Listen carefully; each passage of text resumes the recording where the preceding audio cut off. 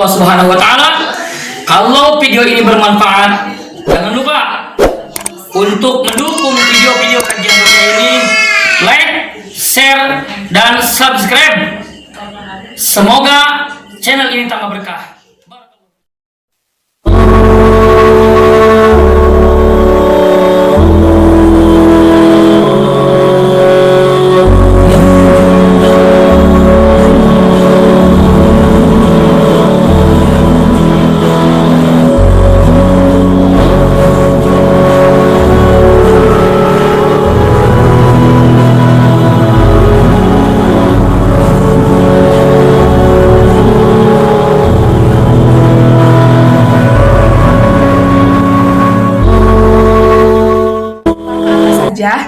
Supaya kita bisa mendapatkan hasil yang maksimal dalam meruqyah kasus sihir dan gangguan jin lainnya. Pertanyaan yang bagus.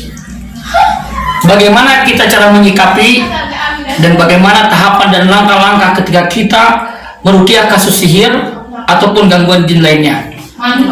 Langkah pertama adalah kita jadikan Al-Quran sebagai nasihat yang sangat agung.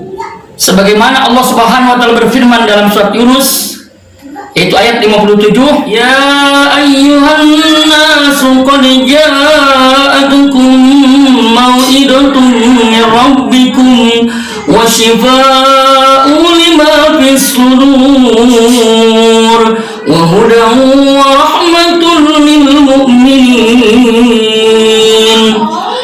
Wahai manusia, telah datang kepada kalian, telah datang kepadamu yaitu nasihat yang baik dari Tuhanmu dan juga menjadi penyembuh atas penyakit-penyakit yang ada di dada kalian dan sebagai petunjuk dan sebagai rahmat bagi orang-orang yang beriman. Jelas ketika kita terkena musibah, gangguan sihir atau penyakit yang lainnya, langkah pertama adalah jadikan Al-Quran sebagai mau'izah.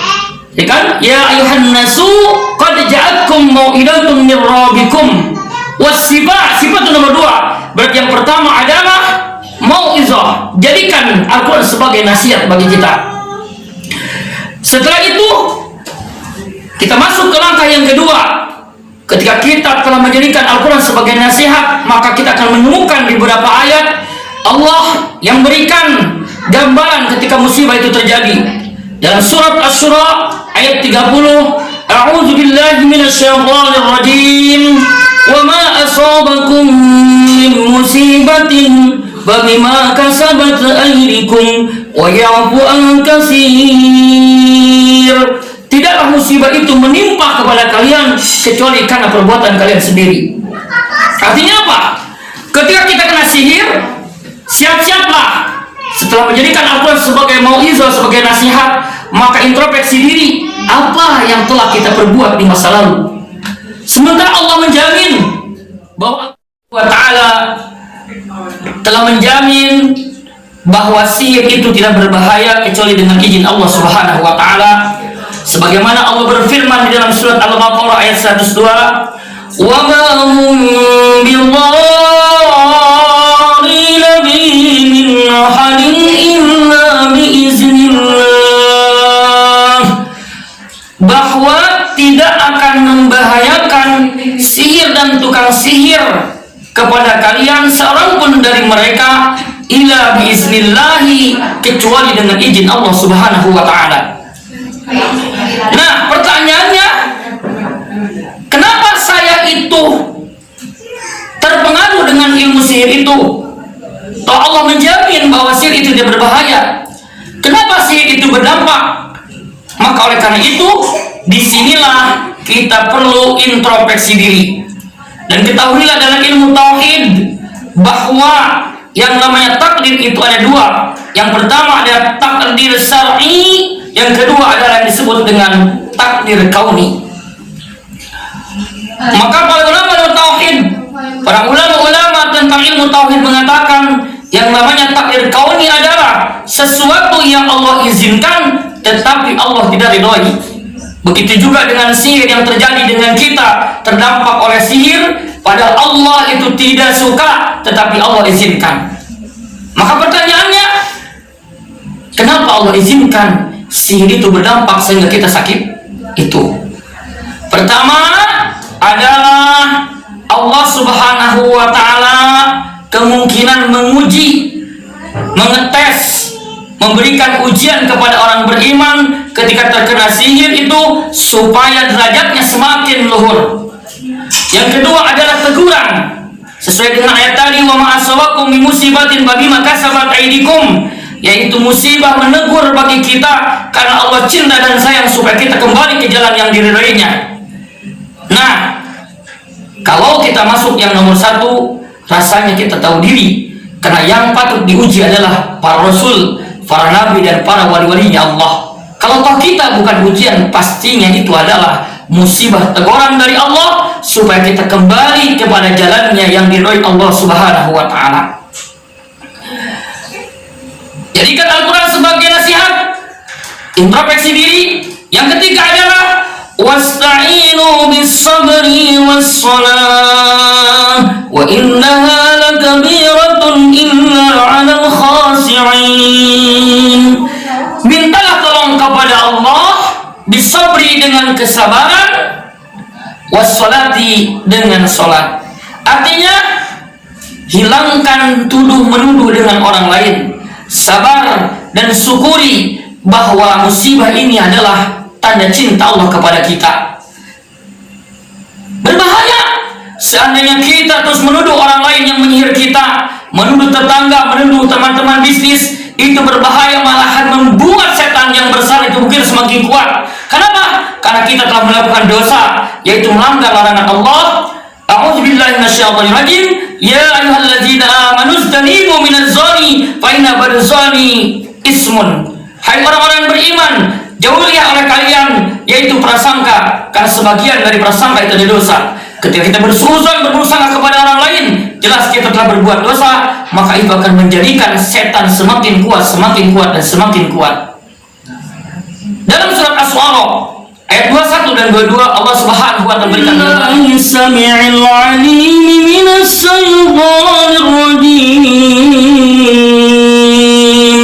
Hal unabbi'ukum 'ala man tanazzalu syayatin tanazzalu 'ala kulli afakin masin. Maukah aku beritahu kepada kalian alaman tanazzalu syayatin, kepada siapakah setan itu akan turun?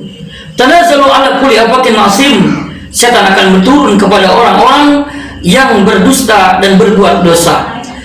Dengan ayat ini jelas, ketika kita terus berburuk sangka kepada orang lain, menuduh orang lain telah menyangkat kita, menuduh orang lain telah menganiaya kita, maka setan akan terus turun ke tubuh kita dan menyakiti kita. Wal'iyazillah, as'alullah wal afiyah, as'alullah wal afiyah, as'alullah wal afiyah. Kita mohon keselamatan kepada Allah Subhanahu wa ta'ala. Maka kuncinya adalah stop untuk menyalahkan orang lain, mendingan salahkan diri sendiri. Mintalah tolong kepada Allah dengan kesabaran dan sholat. Syukuri dulu musibah yang menimpa, karena ini adalah tanda cinta Allah kepada kita, yang mana Allah tidak membiarkan kita terus membawa beban dosa di masa lalu kita. Setelah kita bertobat, mengakui kesalahan dan introspeksi diri, hentikan untuk menuduh orang lain. Wa nunazzilu minal Qur'ani ma huwa shifaa'un wa rahmatun lil mu'minin. Tahapan kedua adalah jadikan mau'izah tadi Al-Quran. Yang kedua adalah kita akan mendapatkan syifa, yaitu penyembuh. Maka Allah menjelaskan dengan gamblang dan jelas dalam surat Al-Isra ayat 8, Syifa'u wa rahmatul lil mu'minin. Aku turunkan Al-Quran sebagai obat dan sebagai rahmat bagi orang-orang beriman. Jadikan Al-Quran sebagai obat penyembuh penyakit kita. Dan Rasulullah SAW ini bagi kalian dua obat penyembuh. Yang pertama adalah Kitabullah, yaitu Al-Quran, wal asal, dan madu. Di hadis ini ada perpaduan antara doa dan herbal. Ibadah Allah, Al-Quran sebagai nasihat, introspeksi diri, minta tolong dengan sabar dan sholat, jadikan Al-Quran sebagai obat. Insya Allah kesembuhan akan didapat. Dan insya Allah sembuhnya bukan sembuh sembarang sembuh, tetapi sembuh ibadah Allah. Saudaraku yang rahmati Allah Subhanahu wa Ta'ala, Syekh Abu Bara dalam kitabnya yaitu Fathul Haqqul Mubin menjelaskan bahwa kesehatan akidah itu lebih penting ketimbang kesehatan badan, karena tidak bermanfaat sehatnya badan dengan rusaknya akidah. Maka jelas Syekh ini mengatakan ketika kita menterapi orang kena gangguan sihir ataupun kena gangguan jin lainnya, yang pertama adalah bersihkan akidahnya, bersihkan tauhidnya. Jangan biarkan di rumahnya atau di dirinya itu banyak hal-hal yang jelas-jelas perbuatan syirik, sebagaimana jimat-jimat, isim-isim, wapak-wapak yang jelas-jelas itu mengundang datangnya jin, dan itu merusak ketauhidan pasien kita. Maka sebagai kesimpulan dari video ini, semoga Allah Ta'ala memberikan kita kesembuhan dengan kesembuhan yang berkah.